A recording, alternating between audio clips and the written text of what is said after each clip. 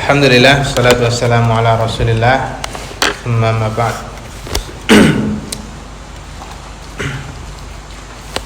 Syukur pindah dan saya kita aturaken dumateng Gusti Allah. Salat lan salam mugi tetepna dumateng Nabi kita Nabi Muhammad sallallahu alaihi wasallam dan ugi dumateng para sahabat, para khalifah, khulafaur rasyidin, para tabi'in, tabi'in, para alim ulama, para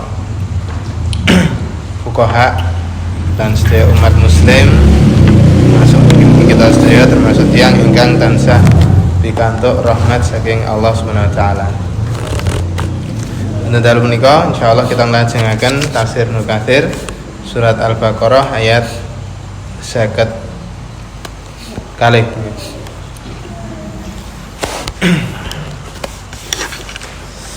Kalau ini sekedhik wonten kisah nggih menika kesyirikan luar biasa ingkang terjadi wonten kalangan Bani Israil ingkang dilantari dening salah setunggalipun umat Nabi Musa nggih menika asmanipun ugi Musa tapi Musa Samiri.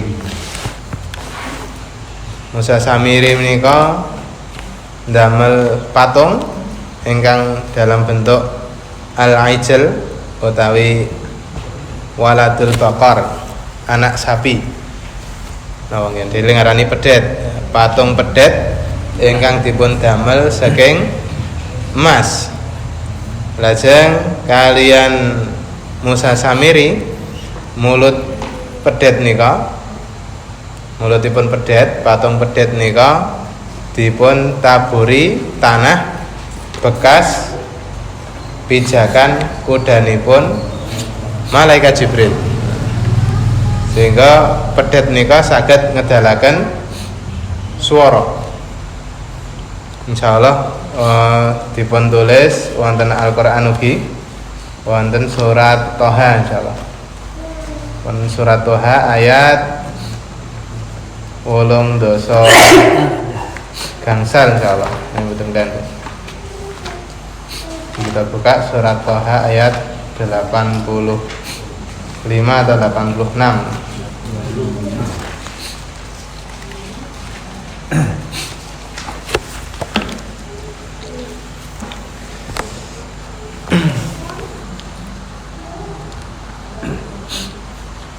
Qala fa inna qad fatanna qaumaka wa mim ba'dika wa adallahumus samiri. Setelah Nabi Musa diutus, diperintahkan oleh Allah untuk asrama selama 40 malam. Ternyata sepeninggal Nabi Musa, Bani Israil itu disesatkan kalian sinten? Musa Samiri. Menawi wonten ayat 88 nika dipun jelasaken fa akhraja lahum aijalan jasadan lahu khuwar.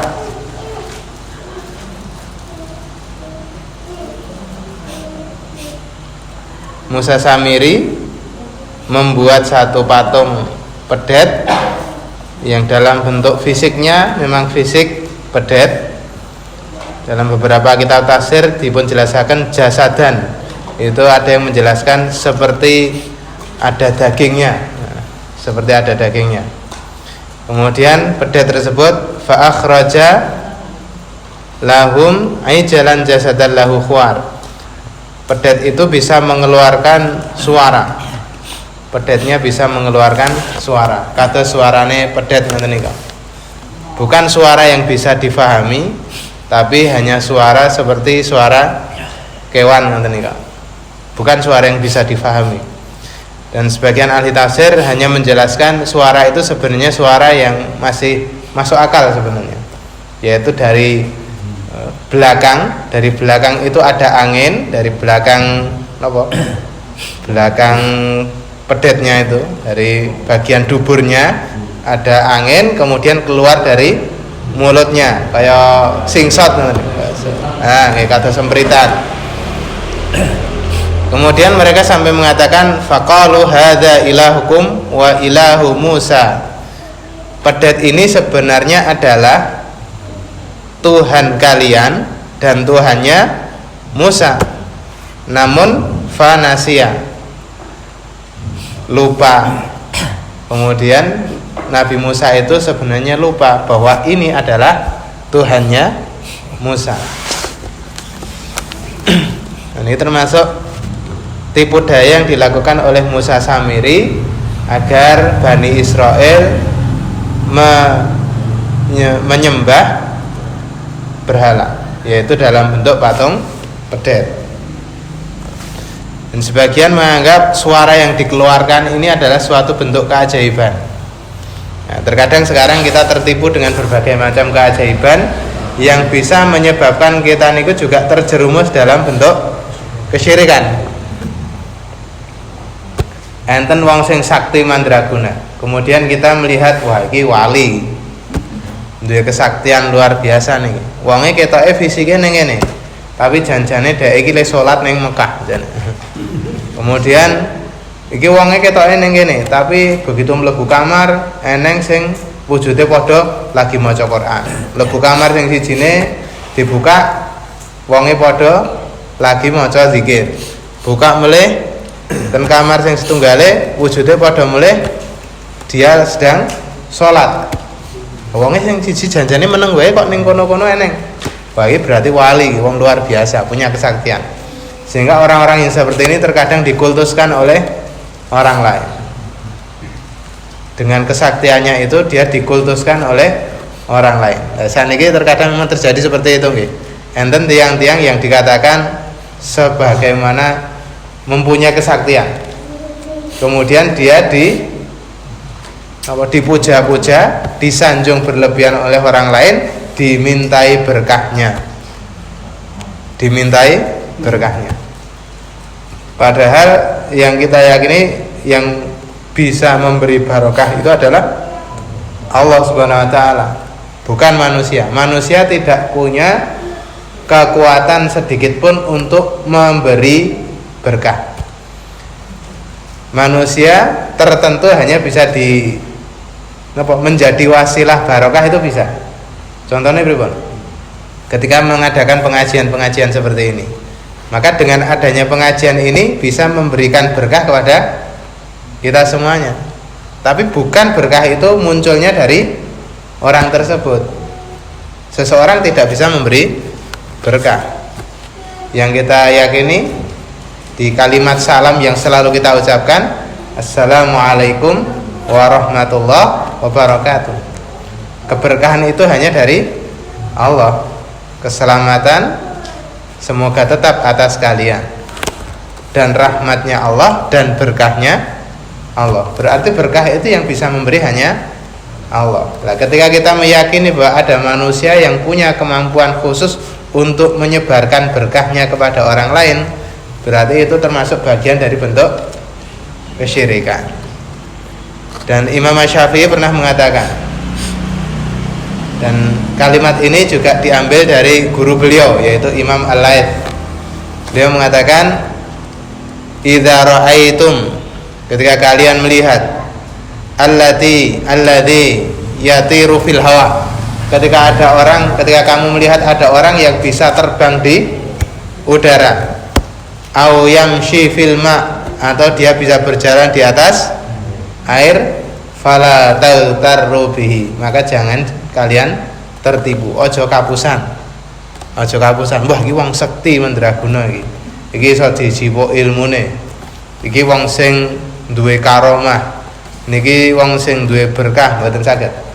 Ketika kita melihat ada orang yang seperti itu, maka kita jangan tertipu. Nah, terkadang kita saat ini kan tertipu gitu, disuguhi dengan kesaktian-kesaktian yang ditampilkan di media sosial, yang ditampilkan di televisi, sehingga terkadang kita tertipu dengan itu. Kemudian nopo le tetombo golek tetombo ten kene wong-wong sing jarene duweni kesaktian ngoten niku. Naudzubillah min dzalik. Dan itu termasuk bagian saking kesyirikan.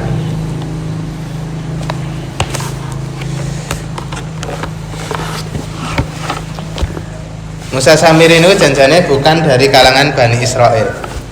Kalau kita lihat dari beberapa tafsir yang dijelaskan, Musa Samiri sendiri sebenarnya bukan dari kalangan Bani Israel, tapi dia hanya orang di luar Bani Israel yang sering mengikuti kemanapun kaum Bani Israel itu berada.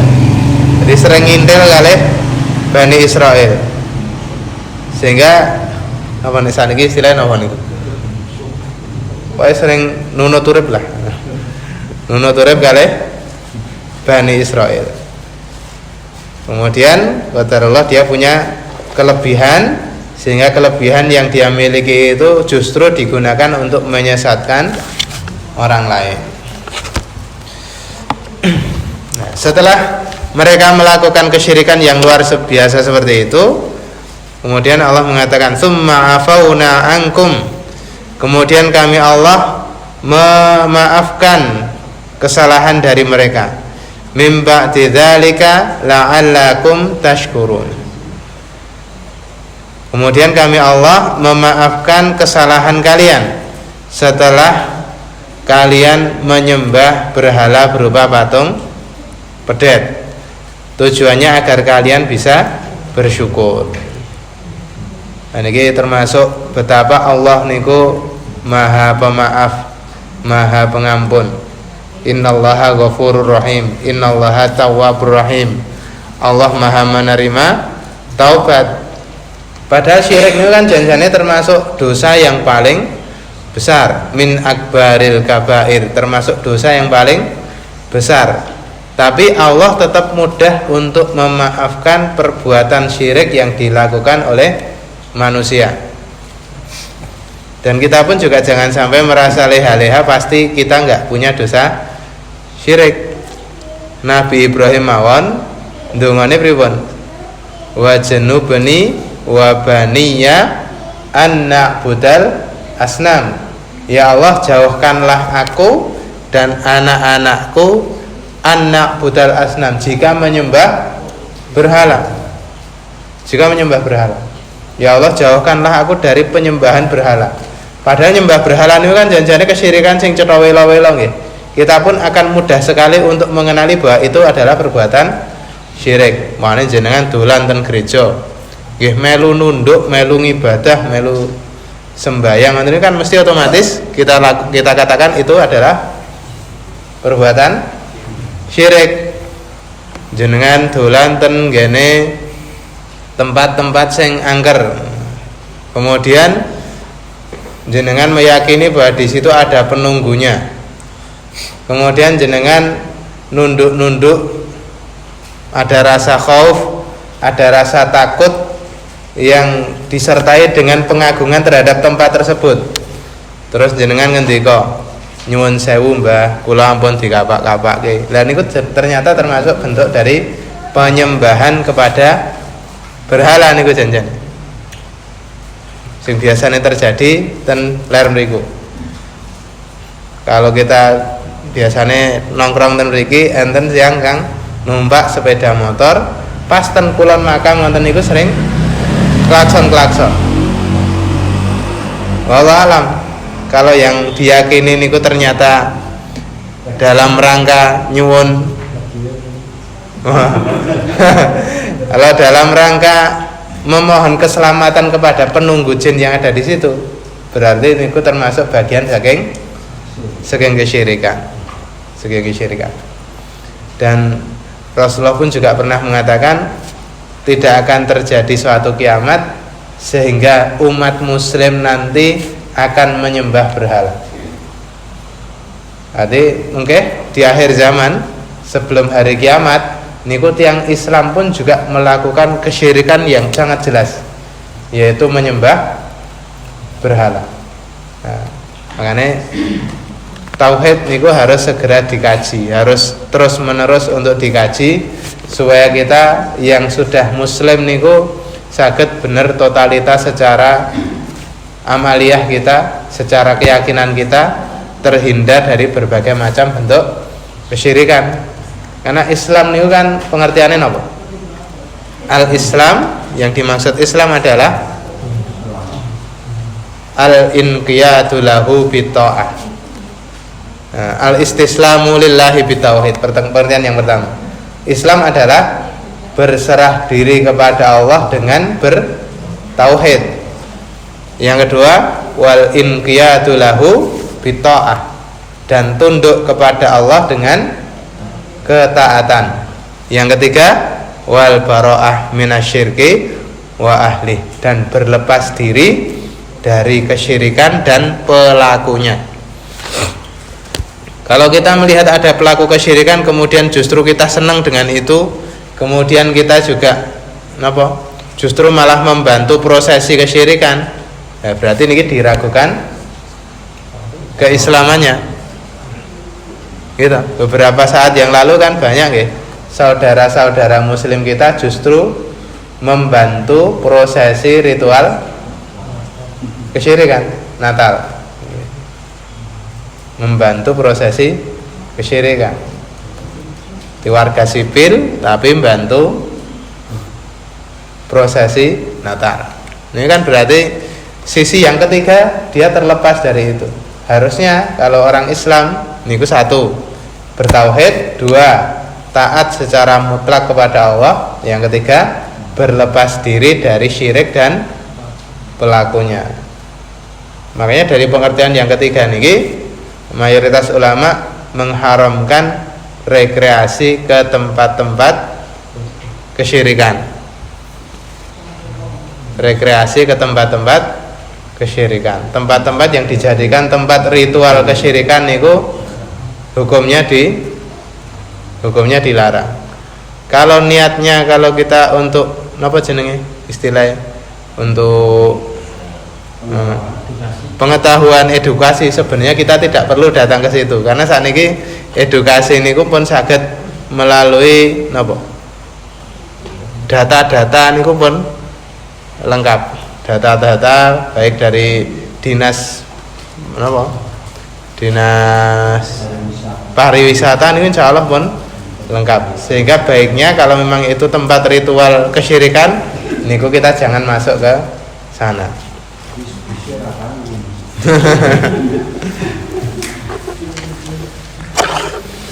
Insya Allah masih banyak tempat wisata yang tidak mengandung unsur kesyirikan. Dari maha pemaafnya Allah tetap memaafkan orang-orang Bani Israel yang menyembah berhala, yang menyekutukan kepada Allah setelah mereka melakukan dosa yang terbesar seperti itu, dengan tujuan agar mereka bisa bersyukur. Meskipun kalau kita lihat di ayat lanjutannya mungkin wonten kisah di ayat 54 itu proses taubatnya orang-orang Bani Israel niku sangat berat. Proses taubatnya orang-orang Bani Israel karena menyembah berhala niku berat sekali, yaitu faqtulu anfusakum, kan membunuh dirinya masing-masing, kan bunuh diri. Jadi bunuh dirinya niku bukan bunuh diri yang seperti yang kita lakukan, tapi bunuh diri ini sebagai lanjutan dari prosesi taubat. Jadi bagian dari kafarah taubat yang mereka lakukan harus dengan cara melakukan bunuh diri. Dan ini termasuk salah satu syariat yang berlaku kepada umat-umat terdahulu, tapi tidak berlaku untuk umat saat ini. Lha umpama de angsal syariat sing ngenten iki kinten-kinten pripun, Pak? Abot banget gitu. Berat sekali. Memang niki lah penake umat Islam niku ngenten iki. Umat Islam, umatnya Nabi Muhammad sallallahu alaihi wasallam niku agamanya menjadi lebih mudah. Agamanya menjadi lebih mudah. Di umat-umatnya nabi-nabi terdahulu, salah satunya di umatnya Nabi Musa alaihi salam, kafarah taubatnya dari perbuatan syirik dalam bentuk membunuh dirinya. Dan dalam proses bunuh dirinya tersebut, karena mereka awalnya tidak mau untuk melakukan taubatnya, Allah melakukan perintah yang selanjutnya, yaitu menyuruh untuk yang tidak melakukan kesyirikan membawa pedang untuk membunuh orang-orang yang melakukan kesyirikan. Dan saat itu yang terbunuh ada sekitar 70.000 Bani Israel. 70.000 Bani Israel. Itu pun tidak semuanya yang menyembah pedet mau nikah mati terbunuh. Ada sebagian yang tidak mati terbunuh, tapi tetap semuanya diterima taubatnya oleh Allah, baik yang sudah terbunuh ataupun yang belum terbunuh, karena mereka sudah ada niatan untuk pun siap mati untuk proses kafarah taubatnya. Nah ini memang sangat berat sekali. Secara umum kan taubat itu diterima, taubat itu menjadi sah jika terpenuhi 3 syarat. Syarat yang pertama adalah menyesal, sesuai dari sabda Rasulullah sallallahu alaihi wasallam, an-nadamatu taubatun. Penyesalan adalah bagian terpenting dari taubat. Menyesal adalah taubat. Penyesalan adalah bagian paling pokok dari taubat. Makanya mboten angsal kemudian ketika jenengan sudah bertaubat atas dosa yang sudah jenengan lakukan, kemudian jenengan menceritakan lagi dosa yang terjadi di masa lalu. Wah, aku mbiyen ki iso apa jenenge, iso jambret ning kono. Aku mbiyen ning kono ki wis sing tak pateni wong ning kono ki sukeh banget. Padahal harusnya sudah menyesal. Nah, maka kalimat-kalimat seperti itu menjadi pembatal dari penyesalan yang sudah dilakukan. Sehingga kalimat-kalimat seperti itu bisa membatalkan ampunan. Nah, ini jenengan mboten angsal terpancing dengan orang-orang yang menceritakan dosanya, kemudian jenengan melu-melu. Nah, terkadang nek pun ngumpul ngoten nika reuni. Wah, biyen kowe le pacaran karo sapa? Wah, aku biyen pacaran ra mung wong siji. Aku pacaran mung wong 10. Wah, mung wong 10, aku mung wong 15. Terus dicerita-ceritake ten kene wong akeh. Nah, menceritakan dosa yang sudah dilakukan di masa lampau niku menjadi pembatal dari penyesalan yang sudah dia lakukan, sehingga itu bisa menghancurkan taubat yang sudah dia lakukan. Yang pertama, syarat yang pertama diterimanya taubat adalah menyesal. Syarat yang kedua adalah menghentikan dosa yang dia lakukan saat itu. Mandek. Berhenti itu bisa jadi ketika dia sedang melakukannya. Jadi umpamane pas enten sandal enten ngarepan, wah kok sandalnya apik iki. Wah, mau mangkate sandal meli mulai ke sandal new era. Buat dinggo niku.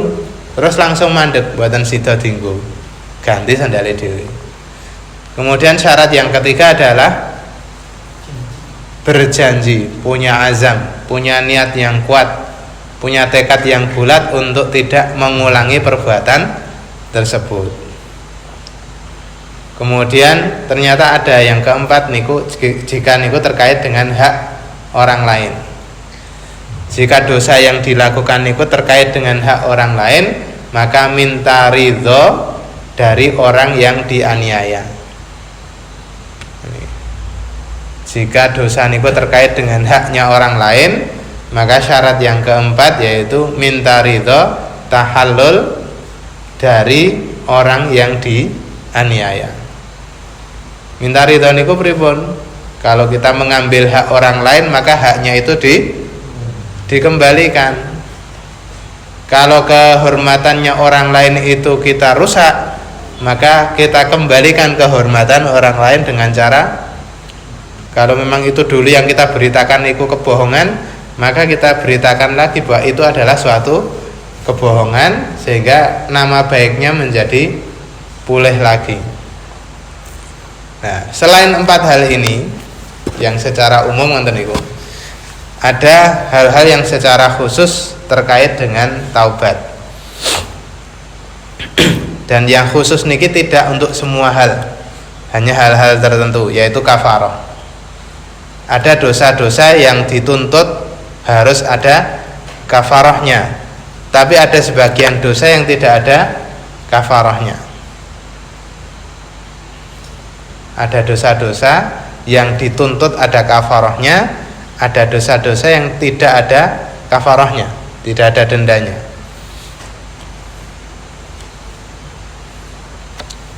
Secara umum dosa-dosa kecil itu tidak ada kafarahnya. Nah, dosa besar pun juga tidak semuanya ada kafarahnya. Kita sebutkan beberapa dosa yang memang dituntut kafarahnya. Yang pertama adalah mengingkari sumpah. Mengingkari sumpah.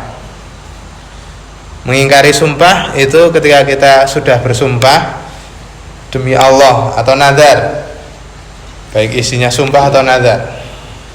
Demi Allah, ketika nanti tahun 2023 saya akan nyembelih kambing, pokoknya tanggal 3 arep mbelih wedhus, berarti sesuk nggih umpamane. Kemudian ternyata sumpah itu tidak dia laksanakan. Nah, ketika sumpah itu tidak dia laksanakan, maka dia harus melakukan yang namanya kafaratul yamin, kafarah sumpah.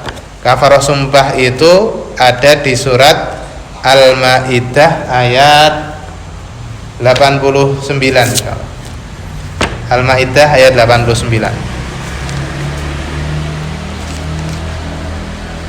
Dan kafarahnya ini bisa dipilih, tidak harus urutan. Al-Maidah.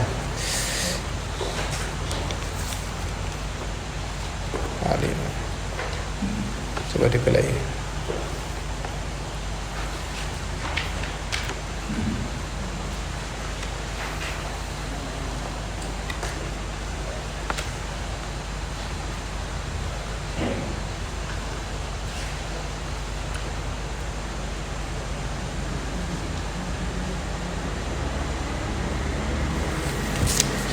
Oke, Al-Maidah 89.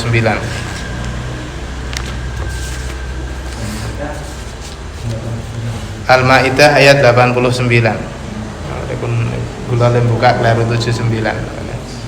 Al-Maidah ayat 89. La yu'akhidhukumullahu billawfi fi aymanikum. Dan Allah tidak menghukum kamu disebabkan sumpah-sumpahmu yang tidak disengaja. Sumpah yang tidak disengaja, sumpah yang hanya main-main itu tidak ada kafarahnya. Walaiki yu'akhidhukum bima aqadtumul aiman. Tapi Allah menghukum kamu sebab sumpah-sumpah yang kalian sengaja. Fakafaratuhu it'amu asyarati masakin. Kafarahnya sumpah adalah memberi makan 10 orang miskin. Min awsati ma tutaimun, dari yang sekiranya kalian makan. Au kiswatuhum, atau yang kedua adalah memberi pakaian 10 orang miskin. Au tahriru raqabah, atau memerdekakan 1 orang budak. Faman lam yajid fasyamu thalathati ayyam. Kalau tidak mampu baru yang keempat, berpuasa 3 hari.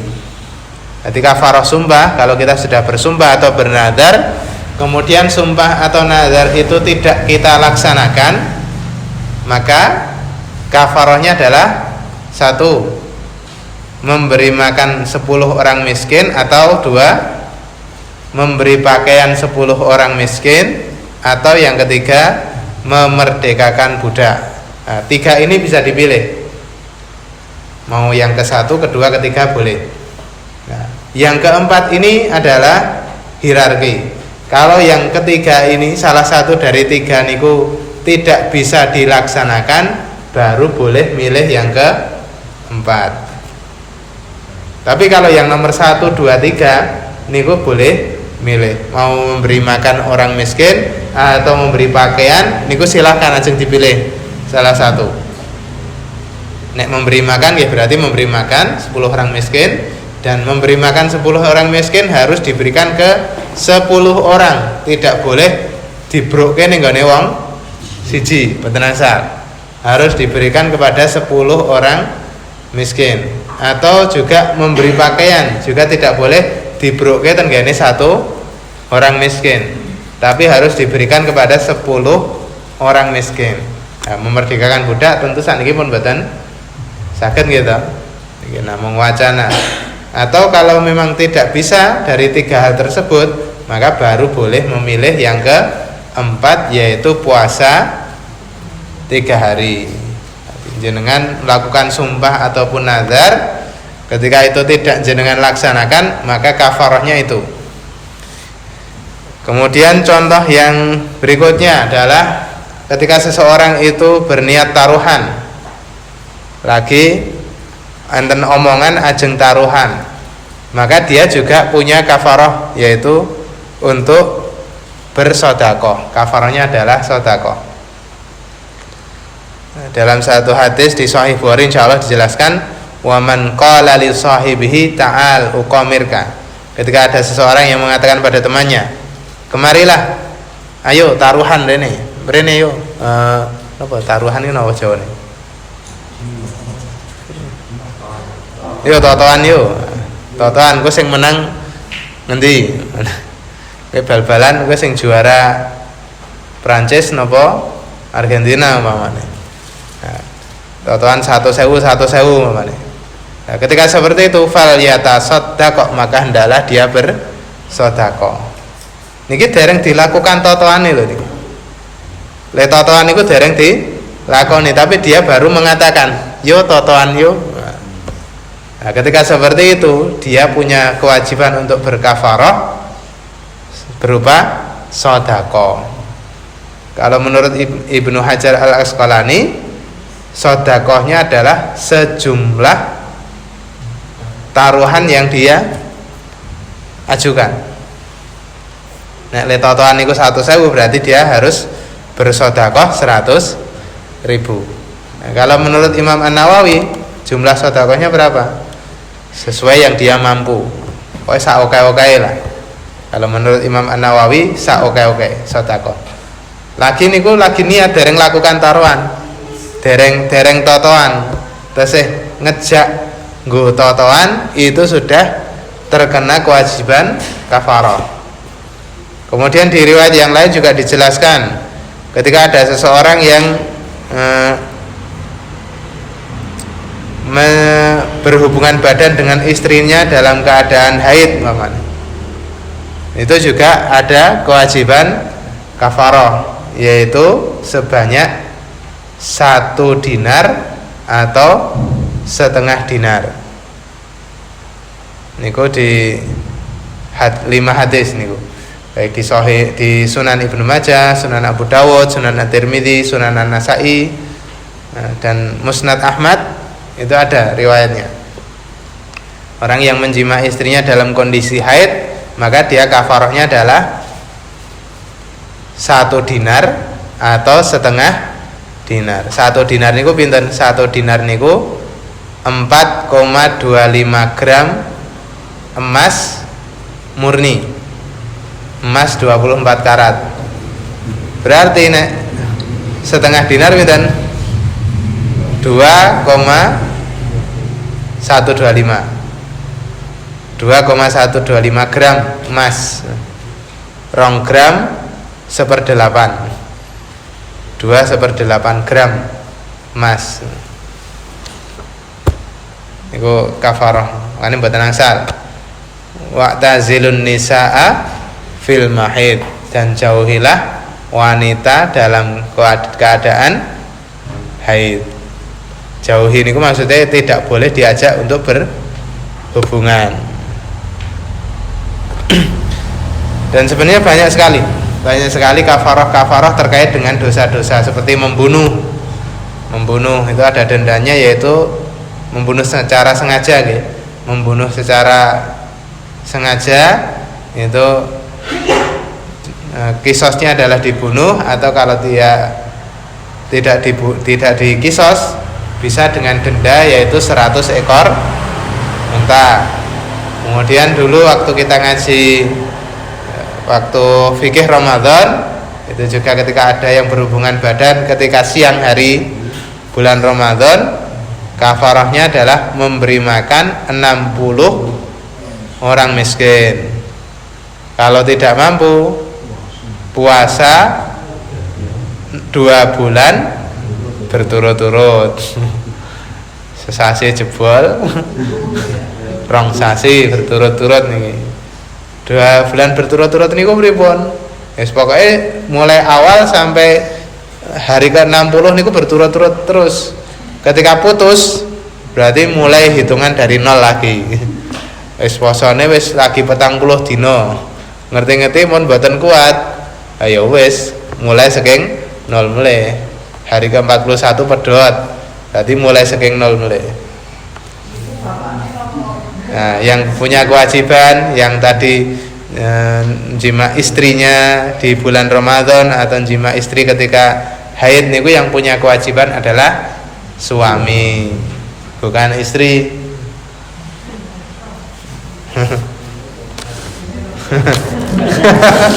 Nah, nggih boten sangat. Rekoso.